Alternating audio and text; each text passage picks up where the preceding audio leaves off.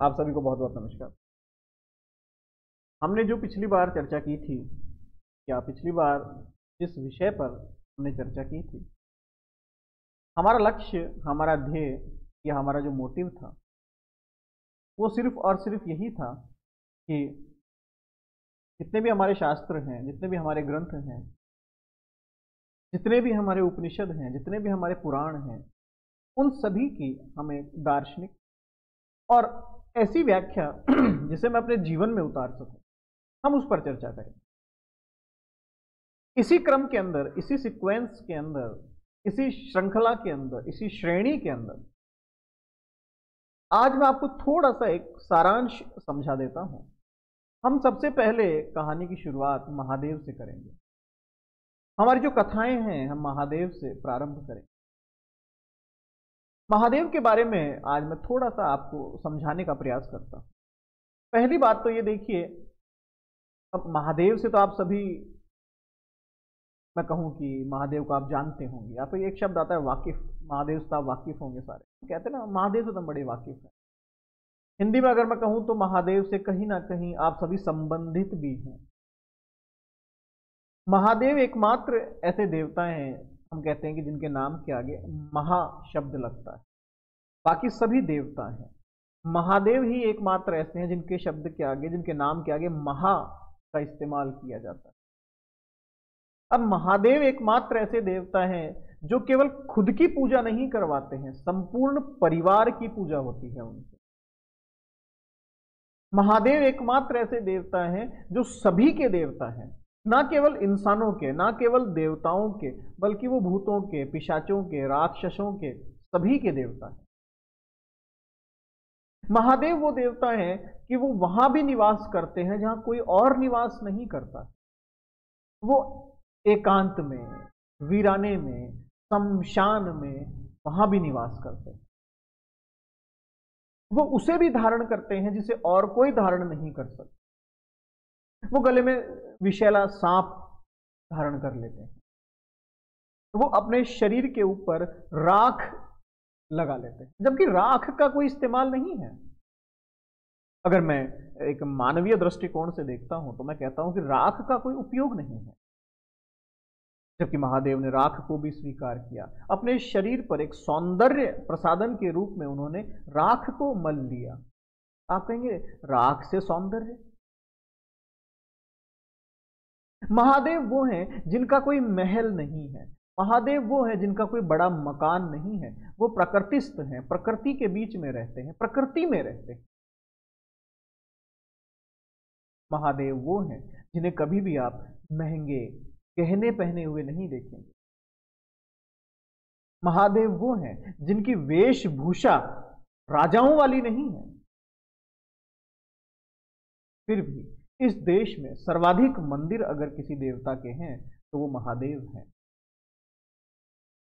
और महादेव जिनके एक पुत्र प्रथम पूज्य कहलाते हैं, गणेश, जिनके एक पुत्र कार्तिकेय देवताओं के भी देवता या देवताओं के भी गुरु कहलाते हैं, जिनकी पत्नी शक्ति कहलाती है, जो सभी देवी देवताओं की शक्ति, जिनका परिवार एक ऐसा संयुक्त परिवार है जो सारा का सारा परिवार एक साथ पूजा जाता है, जिसे आप शिव पंचायत भी। तो अगर जीवन का दर्शन समझना हो, अगर आपको अध्यात्म का दर्शन समझना हो, तो आप किसी और देवता के पास मत जाइए, आप केवल और केवल महादेव के पास चले जाइए। आप महादेव को जानने का प्रयास कीजिए। योग और ध्यान किसने पैदा किया? योग और ध्यान के प्रारंभिक गुरु कौन है? महादेव हैं। सरस्वती के गुरु कौन है? महादेव हैं। अर्थात संगीत, नृत्य महादेव के कारण है। ऐसा क्या है इस संसार में जो महादेव से संबंधित नहीं है? एक बार जरा सोचिएगा इस विषय पे कि ऐसा क्या है जो महादेव से संबंधित नहीं। चाहे वो कला हो, चाहे वो संस्कृति हो, चाहे वो इतिहास हो, चाहे वो जीवन हो, चाहे वो मरण हो, महादेव हर स्थान पर उपस्थित रहेंगे। हम कहते हैं महादेव विनाश के देवता। महादेव का काम विनाश करना है। मैं इसमें थोड़ा स्पष्टीकरण देना चाहूंगा। महादेव किसका विनाश करते हैं, कभी ये सोचिए। वो किसका विनाश कर रहे हैं? आपका, मेरा, किसका विनाश कर रहे हैं? ब्रह्मा, विष्णु और महेश के रूप में हमने 3 देवताओं की कल्पना करी। अगर आप दर्शन शास्त्र या हमारे शास्त्रों को पढ़ेंगे तो हम पाएंगे कि इसी प्रकार हमने 3 गुणों की कल्पना भी करी है, सतोगुण, रजोगुण, तमोगुण। अगर आप योग और ध्यान में जाएंगे तो आप वहां पाएंगे कि वहां पर भी हमने 3 तत्व माने हैं, 3 नाड़ियां मानी है, इड़ा, पिंगला, सुषुम्ना। अगर आप देखेंगे तो हमने 3 आकाशों की भी कल्पना करी है या 3 लोकों की भी कल्पना करी है। एक स्वर्ग लोक है, एक मृत्यु लोक है, एक पाताल लोक। तो इस प्रकार त्रिदेव के रूप में हमने 3 देवताओं की कल्पना करी है, ब्रह्मा, विष्णु और महेश। हमेशा ध्यान रखिएगा, महादेव इन तीनों में से कोई भी नहीं। महादेव इन तीनों से भी ऊपर है। ब्रह्मा का काम है विचारों की उत्पत्ति करना, विष्णु का काम है विचारों का पालन पोषण करना, महादेव का काम है विचारों का संहार करना। विचारों का संहार करना, विचारों का संहार करना, मैं फिर से कह रहा हूं, विचारों का संहार करना। यहां विचारों के साथ इसे जोड़ के पढ़िए आप, ना कि व्यक्ति और शरीर के साथ आप इसे जोड़कर मत पढ़िए। काफी बार मैंने ये सुना है लोगों के मुंह से, लोग कहते हैं कि महादेव की पूजा जब हम करेंगे तो महादेव तो विनाश के देवता हैं, वो हमें विनाश देंगे, तो हम विनाशी की पूजा क्यों करें? एक बात ध्यान रखिएगा, महादेव खुद अविनाशी हैं, और वो जब विनाश कर रहे हैं वो आपके विचारों का विनाश कर रहे हैं। कौन से विचारों का विनाश कर रहे हैं? एक विचार रावण के मन में भी है और एक विचार राम के मन में भी है, और दोनों के आराध्य महादेव हैं। महादेव ने किनके विचारों को पोषित किया और किनके विचारों का संहार किया, आपके सामने है, मुझे बताने की आवश्यकता नहीं। महादेव उस हर एक विचार का संहार कर देंगे जो विचार मेरे काम का नहीं है। और अगर मैं फिर भी नहीं समझ पाऊं कि महादेव किसका संहार कर रहे हैं, तो ये कहीं ना कहीं अल्प ज्ञान की अवस्था है। आप कभी सोचिए आप महादेव के ऊपर आप क्या अर्पित करते हैं, क्या समर्पित करते हैं महादेव को आप। ऐसा कोई भगवान नहीं होगा पूरे संसार में जिसके ऊपर आप एक केवल साधारण जल जाकर चढ़ा देते हैं, बस साधारण जल चढ़ा दिया बस। हमने ये भी नहीं देखा कि वो जल साफ है, क्या वो एक गंगा का जल है, नहीं, क्योंकि महादेव की आपसे कोई अपेक्षा नहीं है, वो आपसे कोई डिमांड नहीं कर रहे हैं। और अगर आप फल फूल भी चढ़ाएंगे तो कौन से चढ़ाएंगे? जो किसी अन्य देवता पर नहीं चढ़ते हैं वो महादेव पर चढ़ जाएंगे। किसी अन्य देवता पर वो फल और फूल नहीं चढ़ते हैं, महादेव पर वो चढ़ते हैं। महादेव ने उन्हें भी स्वीकार कर लिया। आइए, समुद्र मंथन हुआ तो वहां से विष निकला, वो विष किसी ने स्वीकार नहीं किया, स्वीकार एक ही ने किया, महादेव ने, कि लाइए, इसे भी लाइए। जब ऐसा स्वभाव किसी देवता का होता है तब कहीं जाकर वो महादेव बनता है। फिर वो साधारण देव नहीं है, वो एक केवल साधारण देवता नहीं है, वो देवों का देव फिर महादेव है। महादेव से सीखिए, केवल आराधना नहीं की जाती है, महादेव से सीखिए। उनका जीवन, उनके जीवन की व्यवस्थाएं, उनका समर्पण, उनकी जिम्मेदारियां, परिवार का पालन पोषण, किस प्रकार परिवार के अंदर एक एक व्यक्ति को उन्होंने उस स्तर तक पहुंचा दिया जहां पर आज उनका कोई मुकाबला नहीं है। पूरे परिवार का आप अध्ययन कीजिए, पूरे परिवार का अध्ययन कीजिए आप। एक एक व्यक्ति उनके परिवार का ऐसा है जिसके बारे में ग्रंथ लिखे गए हैं, एक एक व्यक्ति। अन्य किसी देवता का परिवार ऐसा आपको नहीं मिलेगा, केवल महादेव का परिवार ऐसा। और इन लोगों को इस अवस्था तक पहुंचाने के लिए अगर महादेव को संहार भी करना पड़ा तो उन्होंने अपने बेटों के अहंकार और अज्ञान का भी संहार कर दिया। जिसे हम कहते हैं कि महादेव ने गणेश का जो है सर काट दिया था, ऐसा कोई पिता थोड़ी होता है। कभी समझने का प्रयास कीजिए, एक अपने बेटे के अहंकार और अज्ञान को काटने की जिम्मेदारी उसके पिता की ही होती है और किसी की नहीं हो सकती।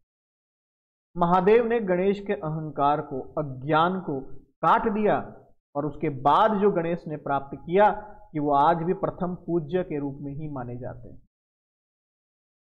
अगर ये संहार नहीं होता तो शायद गणेश प्रथम पूज्य नहीं होते। तो अगर पिता बेटे को डांटता है, मारता है, सही रास्ते पर लेके जाता है तो वो उसका दुश्मन नहीं है, मित्र है। ये महादेव ने सिखाया। एक एक अवस्था देखिए महादेव की। हमारी श्रृंखला के अंदर हम शिव महापुराण से कहानी शुरू करेंगे और शिव महापुराण के वो जितने भी प्रसंग हैं या ऐसे जितने भी प्रसंग हैं जो मुझे लगता है कि हमें अपने जीवन में अपनाने चाहिए, हम नित्य प्रतिदिन उनका पाठ करेंगे। मैं आपको वो जितने भी प्रसंग हैं ऐसे जो शिव महापुराण में लिखे हुए हैं, मैं आपको उसकी व्याख्या कर करके सुनाऊंगा। जो लोग यहां बैठे हैं वो तो लाइव सुनेंगे और जो लोग यहां नहीं बैठे हैं वो ऑनलाइन भी इसे सुन सकेंगे। तो मेरा प्रयास सिर्फ यही है कि हम महादेव को कम से कम जाने। मैं ध्यान के क्षेत्र में गया, मैं योग के क्षेत्र में गया, मैं दर्शन शास्त्र के क्षेत्र में गया, मैंने वेद उपनिषद सबका पाठ किया, उनका अध्ययन किया। मैंने निष्कर्ष यही निकाला कि महादेव के समान कोई अन्य देवता मौजूद नहीं है।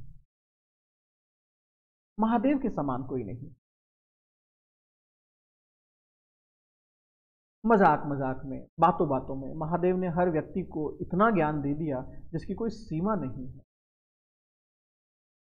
और स्वयं खुद ने क्या प्राप्त किया? लोग कहते हैं कि महादेव के पास, खुद के पास तो कुछ भी नहीं है, कपड़े भी नहीं है, महल भी नहीं। तो महादेव खुद तो कहीं ना कहीं कंगाल हो गए, फक्कड़ हो गए। नहीं, महादेव ने जो प्राप्त किया वो थी संतुष्टि। संतुष्टि दे वही सकता है जिसे उसका मूल्य पता हो। महादेव को हर एक वस्तु का मूल्य पता है। वो इतने भोले भी नहीं है जितने आप और मैं उन्हें भोला कहते हैं। ध्यान रखिएगा, वो भोले उन्हीं के लिए हैं जो व्यक्ति स्वयं भोला है, अन्यथा तो इनसे चतुर कोई और नहीं है। इस बात का हमेशा ध्यान रखिए, इस बात का हमेशा ध्यान रखिएगा, क्योंकि महादेव के एक अवतार हैं जिनका नाम है हनुमान। और हनुमान की जो व्याख्या है वो मेरे नजरों में थोड़ी सी अलग है। हनुमान विचारों के देवता हैं, गॉड ऑफ थॉट्स, विचारों के देवता हैं वो। अगर आपको कभी लगता है कि मेरे विचार नियंत्रित नहीं है, आपको लगता है मेरे विचार जो है थोड़े से डगमगा रहे हैं, आपको लगता है कि मैं निर्णय नहीं ले सकता हूं, आपको लगता है कि जीवन में द्वंद्व चल रहा है, मैं किसी नतीजे पर नहीं पहुंच पा रहा हूं, लक्ष्य तक नहीं जा पा रहा हूं, तो और कुछ मत कीजिएगा, केवल हनुमान हनुमान और हनुमान की स्तुति कीजिएगा। हनुमान जी विचारों के देवता है, द गॉड ऑफ थॉट्स। वो आपके विचारों के अंदर शुद्धिकरण भी कर देंगे, वो आपके विचारों के अंदर कहीं ना कहीं द्वंद्वता समाप्त कर देंगे और आपका रास्ता क्लियर हो जाएगा। हनुमान किसके अवतार? महादेव के अवतार। अब समझिए, एक व्यक्ति का अवतार केवल और केवल विचारों के ऊपर काम कर रहा है, तो जिसने उसको अवतरित किया होगा वो कहां काम कर रहा होगा? तो महादेव भोले भी नहीं है। बट हां, महादेव जैसे व्यक्तित्व को समझना बड़ा मुश्किल है। चतुर व्यक्ति को समझा जा सकता है, भोले को समझा नहीं जा सकता कि वास्तव में ये कैसा है। तो इस कारण से महादेव को भोला भी कहा जाता है कि उन्हें पहचानना बड़ा मुश्किल है। वो जैसा व्यक्ति होता है वैसा बन जाते हैं, जैसा व्यक्ति होगा वैसा बन जाएंगे, इसलिए महादेव को पहचानना मुश्किल। तो हम इस श्रृंखला के अंदर, इस श्रेणी के अंदर प्रयास करेंगे, जब भी मुझे समय मिले, हर हफ्ते में मेरा प्रयास रहेगा 3 या 4 दिन हम शिव महापुराण प्रारंभ करें और शिव महापुराण के वो सारे प्रसंग हम जानें और उन प्रसंगों से सीखें कि इसे जीवन में कैसे उतारें। हमारा लक्ष्य केवल यही, मैंने कहा जितने लोग मेरे स्थान पर यहाँ पर आ रहे हैं, हम यहाँ बैठ रहे हैं इस ऑडिटोरियम में, छोटे से जितने भी हम लोग बैठ पा रहे हैं 30, 35, 40 बहुत है, कोई दिक्कत नहीं है। जो लोग यहाँ नहीं आ पाते हैं वो ऑनलाइन सुन लेंगे, यूट्यूब है, ये है, वो है, 50 जगह पर वीडियोस चलते हैं, 50 जगह पर लेक्चर्स चलते हैं, आप वहां पर देख लीजिए। कुल मिला के बात यह है, जब भी आप अपने जीवन के 10 मिनट निकालें किसी एक लेक्चर को सुनने के लिए, किसी एक वीडियो को देखने के लिए, तो उस 10 मिनट लगाने के बाद 1 मिनट का समय और निकालना और ये मंथन करना कि वो 10 मिनट मैंने क्या सीखा, क्या मैंने कुछ सीखा भी या नहीं सीखा, क्या मैंने वो 10 मिनट बर्बाद तो नहीं कर दिए। जैसे अभी मान लीजिए अब मैं कहूं कि आपने महादेव के बारे में चर्चा करी, हमने महादेव के बारे में सुना, लेकिन अब सोचिए 1 मिनट के लिए, 1 मिनट के लिए जहां पर भी आप बैठे हैं, 1 मिनट के लिए आप अपनी आंख बंद करके सोचिए, क्या सच में आपने कुछ सीखा, क्या सच में आपने महादेव के बारे में कुछ जाना, क्या सच में हमने जो चर्चा करी, क्या उस चर्चा ने आपको प्रभावित किया। अगर नहीं किया तो कल सोचना ये 15 मिनट का मैं सदुपयोग कहां करूं, सोचना। तो कल से हम ये प्रारंभ करेंगे और सभी लोग इसमें जुड़िए, अपने मित्र, चिर परिचित, जो भी आपके साथी, सहपाठी, सहयोगी जो भी हैं, उनके साथ आप इसे साझा कीजिए वीडियो को, उन्हें बताइए, उन्हें दिखाइए, ताकि हम उस मर्म को समझें जो ग्रंथों का मर्म है। पारंपरिक कथावाचक आपको पारंपरिक कथा से अवगत करवाएंगे, मैं दार्शनिक कथावाचक हूं, मैं आपको दर्शन से रूबरू करवाऊंगा, मैं आपको दर्शन के साथ जोड़ने का प्रयास करूं। मैं जितने भी कथाएं हैं उनके पीछे का कुछ और नया रहस्य आपको बताने का प्रयास करूं, ये ध्यान रखिएगा। हर एक व्यक्ति का अपना तरीका होता है बोलने का, हर एक व्यक्ति का अपना तरीका होता है समझाने का। मैं जीवन और दर्शन के साथ आपको कथाएं समझाऊंगा।